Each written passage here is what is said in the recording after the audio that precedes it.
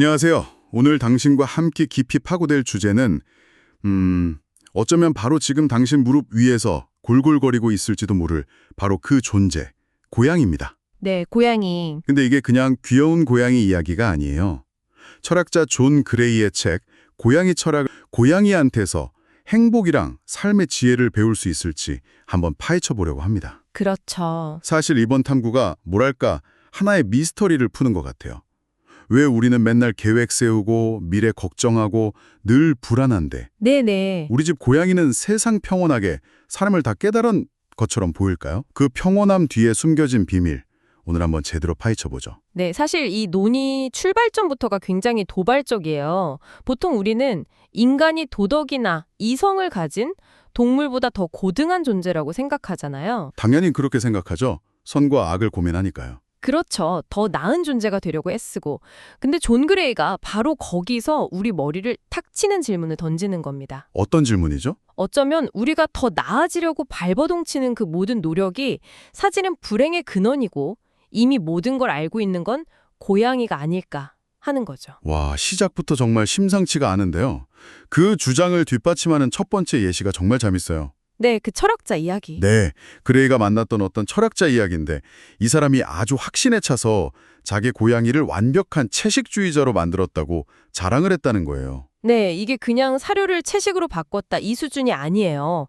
자기 고양이가 다른 생명을 해치지 않으려는 도덕적 신념 때문에. 신념이요? 고양이가? 네, 신념 때문에 육식을 끊었다고 진심으로 믿었던 거죠. 인간의 윤리관을 고양이가 받아들였다고 본 거예요. 와우, 어떻게 보면 굉장히 인간 중심적인 생각이네요. 우리 가치체계가 우월하니까 동물도 따라야 한다, 뭐 이런. 그렇죠. 그런데 여기서 반전이 있었잖아요. 네, 현실은 전혀 달랐죠. 그 고양이가 집에서는 주인이 주는 채식 사료를 먹는 척하면서 문 밖을 나가는 순간부터는 완전히 다른 삶을. 네, 완전히 다른 삶을 살고 있었던 거예요. 온 동네 쥐양 새를 사냥하면서 식단을 아주 충실하게 보충하고 있었던 거죠. 바로 그 지점입니다. 여기서 그레이가 짚는 핵심은 고양이가 주인을 속였다 이게 아니라는 거예요. 아, 속인 게 아니다? 네, 고양이한테는 거짓말이라는 개념 자체가 없어요. 그냥 자기 본성, 그러니까 수만 년에 걸쳐 진화해온 초육식 동물로서의 본능에 충실했을 뿐입니다. 아, 오히려 문제는 인간의 도덕적 잣대를 동물한테 억지로 씌우려고 했던 그 철학자의 시도 자체에 있었다는 거죠. 그러네요. 그래서 그레이는 여기서 단언합니다. 인간이 고양이에게 가르칠 것은 없다. 고양이는 이미 어떻게 살아야 하는지 알고 있다. 잠깐만요. 그 말이 굉장히 의미심장하게 들리는데요.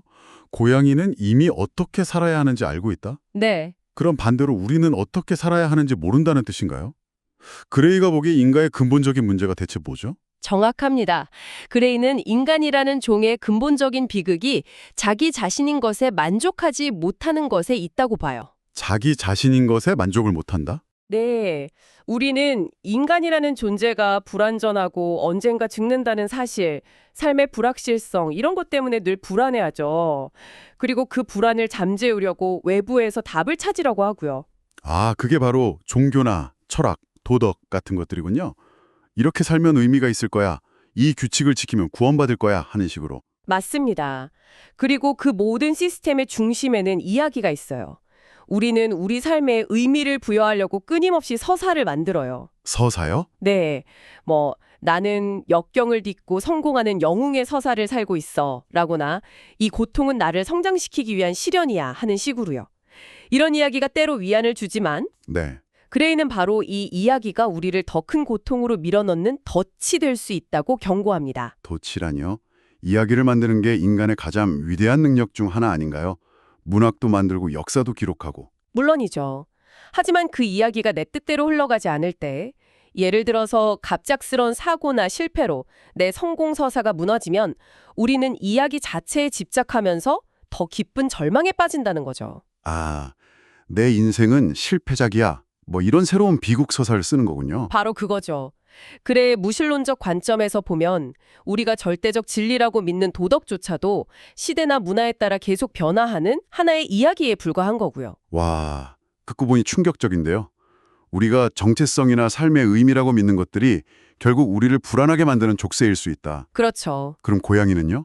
고양이는 그런 족쇄가 전혀 없다는 건가요? 전혀 없죠.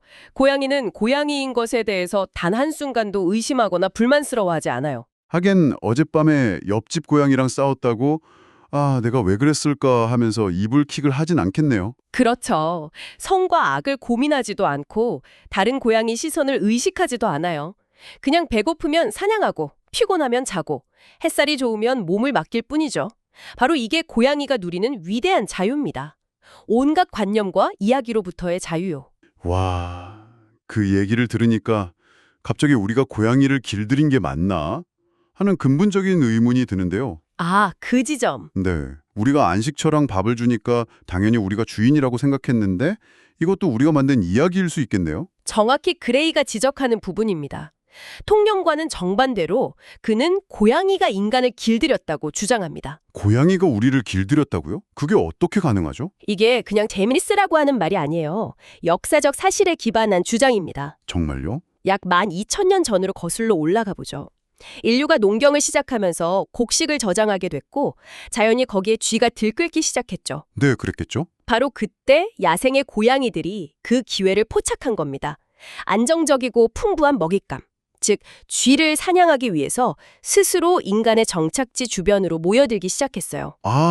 우리가 데려와서 자, 쥐 잡아라 하고 훈련시킨 게 아니고요? 그게 아니라는 거죠. 와, 그러니까 일방적인 복종 관계가 아니라 고양이의 필요에 의해 맺어진 일종의 전략적 제휴 같은 거였군요. 그렇죠. 생각해보면 개랑 정말 다르잖아요. 맞아요. 개는 늑대로부터 인간에게 복종하고 명령을 따르도록 수천 년에 걸쳐 개량됐지만 고양이는 그때나 지금이나 본질적으로 변한 게 거의 없는 것 같아요. 여전히 자기 마음대로잖아요. 맞습니다. 고양이는 우리를 위해 사냥하지 않아요. 그냥 자신의 사냥 본능을 충족시킬 뿐인데 그 결과가 우연히 우리에게 이루었던 거죠. 그러네요. 이 관계 속에서 고양이는 완벽한 독립성을 유지합니다. 물론 집사랑 깊은 유대를 맺지만 그건 생존을 위한 의존과는 달라요. 만약 우리가 오늘부터 밥을 안 준다면 고양이는 슬퍼할 수는 있겠지만 굶어 죽진 않을 거예요. 곧바로 다시 사냥을 시작하겠죠. 그래서 그레이가 이런 멋진 말을 남깁니다. 고양이는 우리에게 복종하는 법을 배운 게 아니라 우리에게서 사랑받는 법을 터득했다. 와, 사랑받는 법을 터득했다. 그 말 정말 소름 돋는데요. 생각해보면 진짜 그래요. 우리는 고양이의 그 도도함, 예측 불가능함, 독립적인 모습에 오히려 더 매력을 느끼잖아요. 맞아요. 어쩌면 우리가 그들의 자유를 동경하는 걸지도 모르겠어요. 바로 그 지점이 고양이의 행복 비결과 직결됩니다. 고양이는 혼자 있는 거 두려워하지 않아요. 자기 자신과 함께 있는 것만으로도 충분한 거죠. 하지만 대부분의 인간은 어떻습니까? 우리는 끊임없이 외부의 자극을 찾아 헤매잖아요. 스마트폰, SNS, TV, 숨어는 관계들. 잠시라도 혼자 있으면 불안하고 심심해서 못 견디죠. 듣고 보니 맞는 말이네요. 저만 해도 그래요. 주말에 아무 약속 없이 혼자 있으면 뭔가 잘못된 것 같고 뒤처지는 것 같고 그렇죠. 그래서 억지로라도 뭘 하려고 하죠. 고양이는 그냥 창가에 앉아서 몇 시간이고 조는 것만으로도 완벽해 보이는데? 그게 그레이의 분석인데 우리가 고통, 죽음, 상실 같은 삶의 본질적인 진실과 마주하기를 두려워하기 때문이라는 거예요. 자기 자신으로부터 도망칠 필요가 없는 거군요, 고양이는. 네, 고양이는 그냥 지금 이 순간의 현실을 있는 그대로 받아들입니다. 이게 바로 우리가 그토록 부러워하는 고양이의 평온함의 근원이죠. 후회로 가득 찬 과거도 없고 불안한 미래도 없고. 오직 감각하는 현재만이 존재할 뿐이에요. 그래서 그레이는 이렇게까지 말합니다. 인간의 기본 상태가 불행이라면 고양이의 기본 상태는 행복이라고. 와, 인간의 기본값이 불행이라니. 좀 서글프긴 한데 한편으론 엄청난 위안이 되기도 하네요. 위안이요? 네, 내가 유별나게 불안한 게 아니라 그냥 인간이라서 그런 거구나 싶어서요. 근데 그렇다고 우리가 고양이가 될 수는 없잖아요. 이야기를 만들고 의미를 찾는 게 우리 본성인데 이걸 어떡하라는 걸까요? 좋은 질문입니다. 그레이도 우리가 고양이가 될 수 없고 될 필요도 없다고 말해요. 아, 그래요? 네. 인간의 본성을 거부하는 건 또 다른 고통스러운 이야기를 만드는 것일 뿐이니까요. 대신 그는 고양이의 지혜를 놀이처럼 한번 시도해보라고 제안합니다. 놀이처럼요? 네, 마치 고양이가 털실뭉치를 가지고 놀듯이 그들의 태도를 가볍게 한번 흉내내 보자는 거죠. 흥미로운데요. 그 놀이의 구체적인 방법이 바로 그레이가 제안하는 삶을 위한 10가지 팁이겠군요. 맞습니다. 영상에 소개된 3가지가 아주 인상 깊었어요. 첫 번째 팁, 사람들에게 이성적으로 행동하라고 설득하지 마라. 이거 완전 뼈 때리는 조언 아닌가요? 그쵸. 이건 아까 말한 그 채식주의자 고양이를 만들려던 시도랑 똑같이 부질없다는 거예요. 아, 우리는 흔히 논리적인 근거를 대면 상대방이 설득될 거라고 믿지만 그레이에 따르면 인간은 이성적인 존재가 아니에요. 대부분 감정에 따라 먼저 결정을 내리고 이성은 그 결정을 정당화하는 도구로 쓸 뿐이죠. 생각해보면 인터넷에서 벌어지는 수많은 논쟁들이 딱 그 짝이네요. 아무리 팩트를 들이밀어도 절대 자기 주장을 안 굽히잖아요. 오히려 더 화를 내죠. 맞아요. 바로 그겁니다. 다른 사람의 비합리성 때문에 스트레스 받고 분노하는 대신 고양이처럼 그냥 그 자리를 떠나라는 거예요. 내 감정 에너지를 낭비하지 말라는 거죠. 와, 정말 고양이 같은 해결책이네요. 다음 3번째 팁은 더 충격적이었어요. 고통 속에서 의미를 찾지 마라. 네, 그렇죠. 아니, 이건 우리가 평생 들어온 모든 조언이랑 정면으로 배치되는 말이잖아요. 고통은 우리를 성장시킨다, 시련을 통해 배운다, 이런 말들이 얼마나 많은데요. 그레이는 바로 그 의미 찾기가 위험할 수 있다고 경고합니다. 물론 고통을 통해 배우는 점도 있겠죠.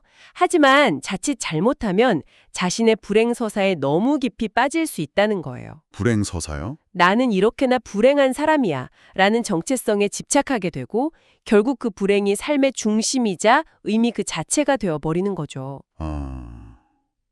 주변에 보면 그런 사람들이 있는 것 같아요. 늘 자신의 상처와 고통에 대해 이야기하고 그게 자신을 규정하는 가장 중요한 요소가 되어버린 사람들요. 그렇죠. 고양이라면 어떨까요? 다리를 다치면 아파하고 핥아서 낫게 하려고 하겠죠. 하지만 그 고통에 이 시련은 나를 더 강한 고양이로 만들 거야 같은 서사를 부여하지는 않아요. 그냥 아픈 건 아픈 거군요. 네, 고통은 그냥 고통일 뿐 그 이상도 이하도 아니죠. 그래서 그레이의 조언은 이거예요. 고통에 얽매이지 말고 자신의 고통에 집착하는 사람들을 피해라. 마지막으로 5번째 팁. 행복을 쫓는 것을 잊으면 오히려 행복을 찾을 수 있다. 이건 앞선 팁들보다는 좀 더 와닿는 것 같아요. 네네. 행복해야 해 하고 강박적으로 추구할수록 오히려 행복이 더 멀어지는 경험 다들 한 번쯤은 해봤을 것 같거든요. 맞습니다. 우리는 사실 뭐가 자신을 진짜 행복하게 하는지 잘 모르는 경우가 많아요. 좋은 대학에 가면, 대기업에 취직하면, 결혼하면 행복할 거야. 이런 사회가 만든 행복 이야기를 무작정 줬다가. 막상 그걸 잃었을 때 공허함을 느끼기도 하죠. 그렇죠. 고양이의 방식을 따른다는 건 행복이라는 추상적인 목표를 쫓는 대신 그냥 지금 내 앞에 흥미로운 것에 완전히 몰두하는 겁니다. 쥐 장난감을 쫓는 고양이처럼요. 바로 그거죠. 고양이는 이 장난감을 잡으면 행복해질 거야 라고 생각하지 않아요. 그냥 잡는 행위 자체가 즐거워서 미친 듯이 몰두할 뿐이죠. 그러다 보면 행복은 마치 부산물처럼 자연스럽게 찾아온다는 겁니다. 사실 고양이는 행복이라는 개념조차 없어요. 그들은 행복을 추구하는 대신 그저 자신의 삶을 충실하게 살아갈 뿐입니다. 오늘 이야기를 쭉 나눠보니까 처음 가졌던 미스터리가 풀리는 기분입니다. 끊임없이 이야기를 만들고 의미를 찾으려 애쓰면서 불안해하는 우리 인간과 이야기 없이 그저 현재를 충만하게 살아가는 고양이. 네. 우리가 인간이기를 멈출 수는 없겠지만 적어도 내가 만든 나 자신의 이야기에 조금 덜 얽매이는 법, 그 이야기를 조금 더 가볍게 여기는 법은 배울 수 있겠다는 생각이 드네요. 네, 완벽한 요약입니다. 마지막으로 당신에게 생각해 볼 만한 질문을 하나 던지면서 마무리하고 싶습니다. 네, 어떤 질문인가요? 당신이 매일 스스로에게 들려주는 당신의 인생 이야기가 있잖아요. 과거에 대한 후회, 아직 오지 않은 미래에 대한 걱정, 나는 어떤 사람이어야 한다는 강박 같은 것들이요. 만약 그 시끄러운 내면의 목소리를 잠시 멈춘다면 그 고요함 속에 남는 것은 과연 무엇일까요? 어쩌면 그것이 우리가 이따금이나마 경험할 수 있는 가장 고양이다운 마음의 평화가 아닐까 싶습니다.